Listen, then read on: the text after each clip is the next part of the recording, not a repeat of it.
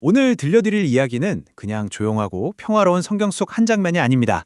로마의 압제 아래 구원자를 향한 열망이 그야말로 들끓었던 1세기 유대, 그 숨막히는 긴장감 속으로 한번 들어가 볼 건데요. 권력의 심장부인 예루살렘에서 파견된 조사단이 한 남자를 신문하기 위해 요단강으로 향하면서 이야기는 시작됩니다. 자, 바로 이 신문의 핵심 질문입니다. 당신은 누구시오? 이게 그냥 길 가다 누구세요? 하고 묻는 그런 가벼운 질문이 아니에요. 이건 말이죠. 종교적, 정치적 권위를 가진 자들이 잠재적인 위협이 될 만한 인물을 색출하려고 벌이는 아주 공식적인 신문입니다. 모든 게 걸려있는 그런 상황인 거죠. 아니 근데 이 남자가 대체 왜 이렇게까지 주목을 받았을까요? 당시 시대 배경을 좀 아셔야 하는데요. 유대 사회는 로마의 지배 아래서 고통받고 있었고 자신들을 해방시켜줄 메시아, 그러니까 기름 부음 받은 구원자를 정말 간절하게 절박하게 기다리고 있었습니다. 바로 그때 광야에서 어떤 남자가 나타나서 기존의 판을 완전히 흔들어버리기 시작한 겁니다. 그의 이름은 바로 세례 요한이었습니다. 이 사람은요, 기존의 종교 지도자들이랑은 결이 완전히 달랐어요. 메시지는 아주 단순하고 또 강력했습니다. 회개하라. 이 외침에 정말 어마어마한 사람들이 반응하면서 요단강으로 몰려들기 시작했고요. 당연히 예루살렘 성정 권력자들의 레이더에 딱 걸릴 수밖에 없었겠죠? 자, 이제 본격적으로 신문이 시작됩니다. 근데 여기서 요한의 대답이 정말 흥미로워요. 자기가 누구인지를 바로 말하는 게 아니라 자기가 누가 아닌지부터 아주 확실하게 선을 긋습니다. 이 강력한 부정을 거듭할수록 미스터리는 점점 더 깊어만 갑니다. 자, 첫 번째 부정입니다. 나는 그리스도가 아니다. 당시 유대인이라면 정말 모두가 기다렸던 바로 그 역할, 메시아.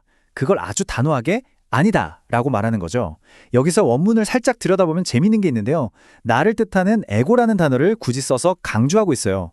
이건 마치 진짜 메시아는 따로 있다. 바로 예수님이다. 라고 암시하는 것 같은 그런 극적인 장치라고 볼 수 있죠. 두 번째, 나는 엘리야가 아니다. 이게 무슨 말이냐면요. 말라기서에 보면 세상의 마지막이 오기 전에 선지자 엘리야가 다시 올 거라는 예언이 있었거든요. 이 믿음이 얼마나 강했냐면 당시 랍비들이 율법 가지고 막 논쟁하다가 답이 안 나오면 에이, 엘리야가 오실 때까지 그냥 놔두자 라고 말할 정도였어요. 그만큼 중요한 믿음이었던 거죠. 요한은 바로 그 기대마저도 거부해버립니다. 그리고 마지막 세 번째 부정.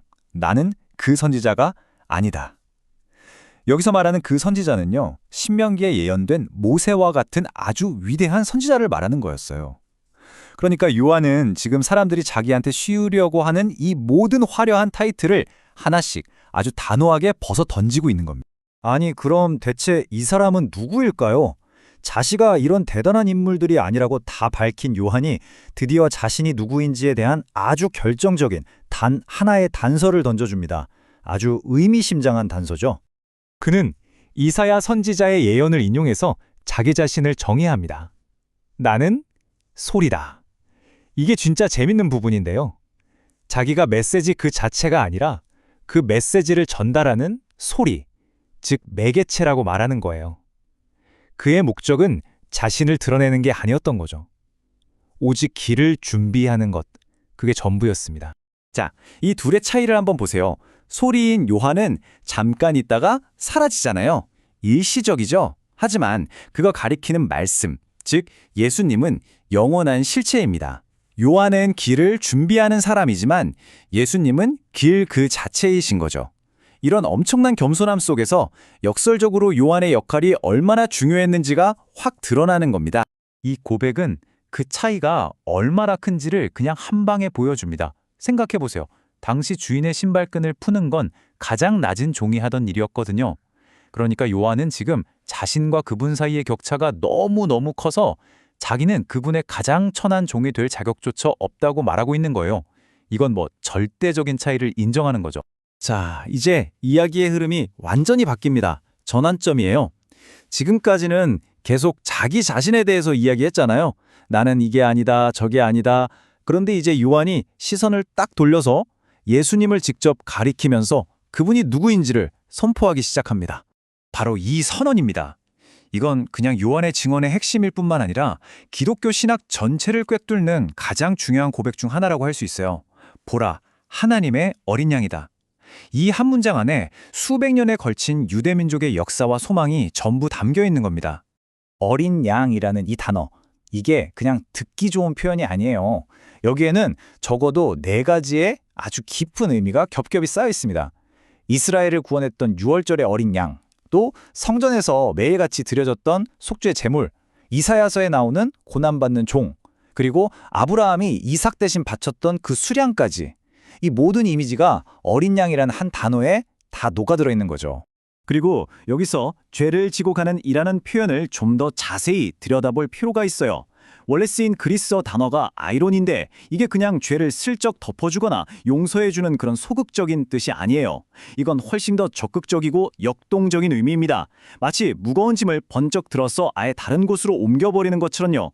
죄의 무게와 권세 자체를 완전히 그리고 영원히 제거해버린다는 아주 강력한 뜻을 가지고 있습니다. 아니 근데 요한이 어떻게 이렇게 엄청난 주장을 할 수 있었을까요? 무슨 근거로요? 이제 그는 자신의 주장을 뒷받침할 확실한 증거를 제시합니다. 바로 하늘로부터 받은 신적인 표적이죠. 요한의 논리는 아주 명확합니다. 그는 성령이 비둘기처럼 내려와서 예수님 위에 머무른 것을 봤어요. 이 머물렀다는 단어가 정말 중요한데요. 헬라어로 에메이넨이라고 하는데 이건 그냥 잠깐 머물다 가는 게 아니라 영구적으로, 신적으로 하나가 되었다는 뜻이거든요. 바로 이 표적을 봤기 때문에 그는 예수님이 바로 성령으로 세례를 주실 분이라는 것, 그리고 궁극적으로는 이분이 하나님의 아들이라는 것을 확신하고 증언할 수 있었던 겁니다. 결국 이 모든 이야기를 종합해보면 세례 요한이라는 사람의 정체성은 자기 자신 안에서 찾아볼 수가 없어요. 그의 삶의 목적, 그의 존재 이유는 전부 단 한 분, 예수 그리스도를 세상에 알리고 그분을 가리키는 것이었습니다. 그야말로 완벽한 증인이었던 거죠. 세례 요한의 이야기는 2000년 전 요단강가에서 그냥 끝나는 게 아닙니다. 그의 삶은 오늘 우리에게 아주 중요한 질문을 던지고 있거든요. 요한의 손가락은 아주 분명하게 예수님을 향했습니다. 그렇다면 오늘을 살아가는 우리의 삶, 우리의 손가락은 과연 무엇을, 또 누구를 가리키고 있을까요? 한 번쯤 깊이 생각해 볼 만한 질문이 아닐까 싶습니다.